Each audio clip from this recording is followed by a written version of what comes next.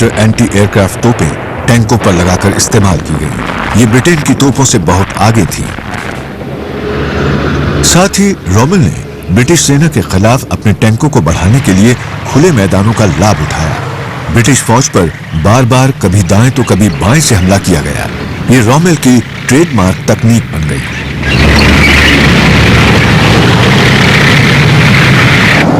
Britain के अखबारों ने थोड़े गुस्से और थोड़ी तारीफ में रोमेल को नाम दिया द डेजर्ट फॉक्स। ब्रिटेन के सेनापति वेवेल की हिम्मत टूट चुकी थी और वो थक भी चुके थे। उनकी जगह भेजे गए जनरल क्लॉड ऑकिनलेक।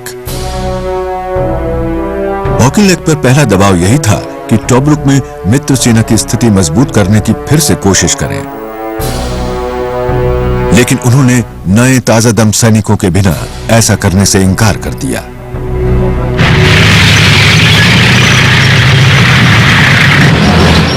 नवंबर सन 1941 को उन्होंने एक बड़ा हमला किया।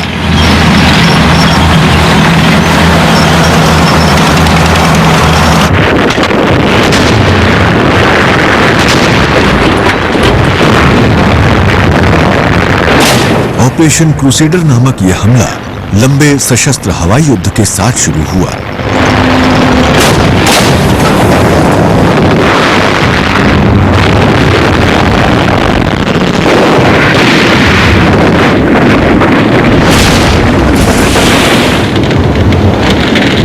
ब्रिटिश टैंकों को फिर से भारी नुकसान झेलना पड़ा,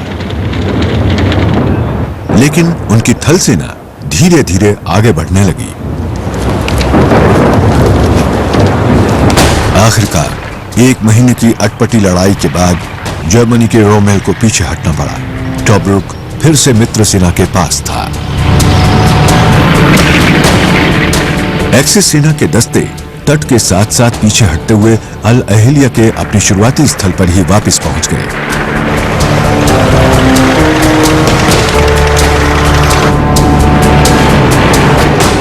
ऑकिनलेक के अफसरों को उस समय के लिए ऐसा लगा कि शायद रोमेल की शक्ति अब खत्म हो चुकी है,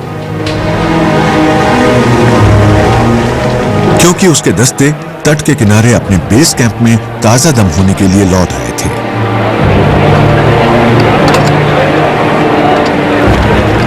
बस यहीं ब्रिटिश फौज धोखा खा गई। 2 महीने बाद जनवरी सन 1942 में रोमेल का अफ्रीका मिशन फिर शुरू हो गया।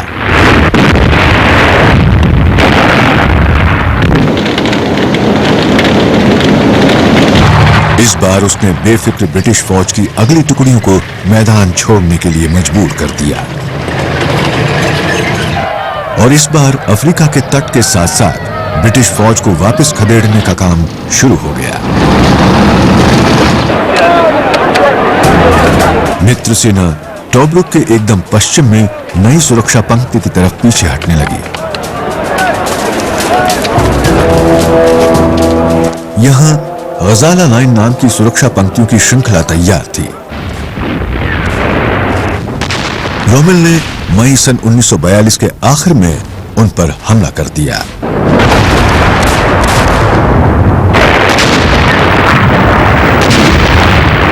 एक बार फिर उसने ब्रिटिश फौज पर दाएं बाएं से भारी हमला किया और ब्रिटिश सुरक्षा ठिकानों पर पीछे से धावा बोल दिया।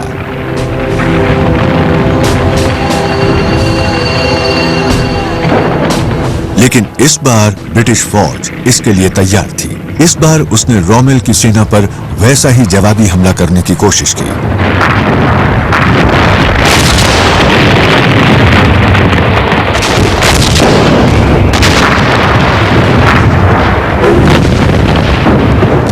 लड़ाई पूरे 3 हफ्ते चली, क्योंकि दोनों ही सेनाएं एक दूसरे पर हावी होने की कोशिश में लगी रहीं।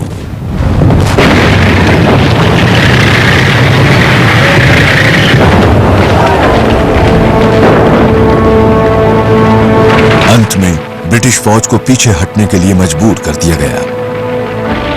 3 दिन बाद जर्मन सेनाएं मित्र सेना के ठिकानों को रौंद रही थी। रोमेल को उसकी तकनीक का पूरा फायदा मिला था। आखिरकार ऑकिनलेक को जर्मनी का मुकाबला करने के लिए मिस्र के एक गांव अल अलामीन की ओर मुड़ना पड़ा। यहां उनकी सेना की दक्षिणी टुकड़ी कत्तारा डिप्रेशन में तैनात थी, जहां से टैंकों का गुजरना नामुमकिन था। 2 जुलाई सन 1942 को रोमेल ने फिर आक्रमण किया।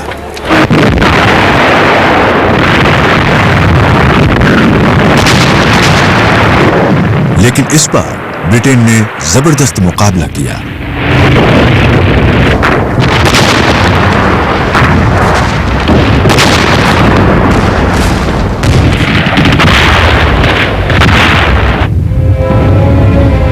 रोमेल को रसद पहुंचाने वाली फोर्स पर पहले ही भारी दबाव था और अब ईंधन की भी भारी कमी के कारण उसे रुकना ही पड़ा। अब ऑकिनलेक ने जवाबी हमला किया। जुलाई के बाकी समय दोनों सेनाएं थके हुए पहलवानों की तरह एक दूसरे से जूझती रहीं।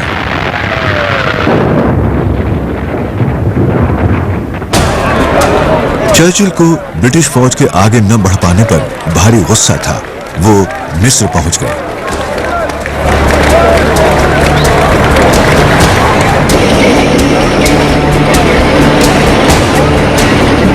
एक बार फिर से नेतृत्व में बदलाव का समय आ गया था। इस बार ऑकिनलेक की जगह एक नहीं 2 जनरल भेजे गए। General Harold Alexander commander in chief near east के तौर पर और जनरल बर्नार्ड मॉन्टगोमरी 8 आर्मी के कमांडर के तौर पर। अब सब कुछ इस बात पर निर्भर था कि ब्रिटेन मेडिटेरेनियन में एक्सिस सेना के सप्लाई रूट को तोड़ पाता है या नहीं।